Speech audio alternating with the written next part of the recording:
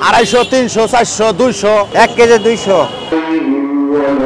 ধর্মীয় ভাবগাম্ভীর্যের মধ্য দিয়ে দেশে উদযাপিত হচ্ছে মুসলমানদের অন্যতম প্রধান ধর্মীয় উৎসব পবিত্র ঈদুল আজহা।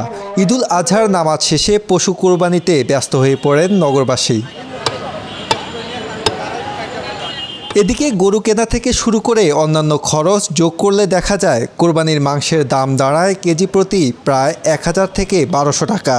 অথচ সেই মাংসই এখন হাত ঘুরে রাজধানীর বিভিন্ন স্থানে বিক্রি হচ্ছে 200 থেকে 700 টাকা দরে। মূলত মাংসের মান অনুযায়ী দর নির্ধারণ করে বিক্রি করছে বিক্রেতারা। আমরা গরুর কাজ করছি, কাজ করে ঝিল টিল নিয়ে আসছি, গোস্ত 700 বেচতেছি, ঝিল ফেবরাগুলো যেগুলো এগুলা 250, 300, 400, 200 ঝিল ফেবরাগুলো বেচতেছি। 10 কেজি 15 কেজি এরকম করে লোক নিতেছে।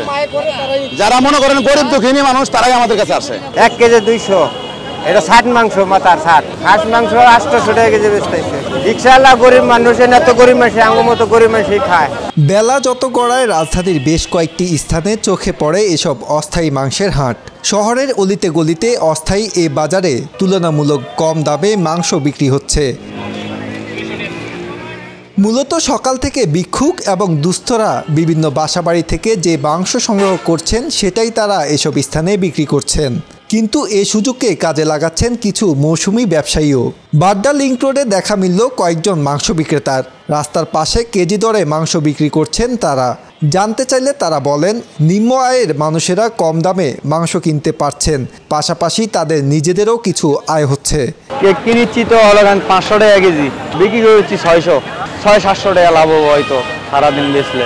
এসব মাংস মৌসুমি ব্যবসায়ীদের কাছে চলে যাওয়ায় মাংসের মান ঠিক থাকবে কিনা সেটাই প্রশ্ন।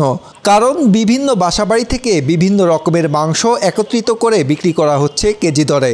এমনিতেই আজ সারাদিন গরমের মাত্রা ছিল চরমে।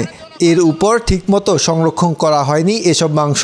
তাই এই মাংসগুলো যখন বিভিন্ন খাদ্যদ্রব্যে ব্যবহৃত হবে তখন এর গুণগত মান নিয়ে প্রশ্ন থেকেই যায়। আজহারুল ইসলাম, বাংলাদেশ প্রতিদিন।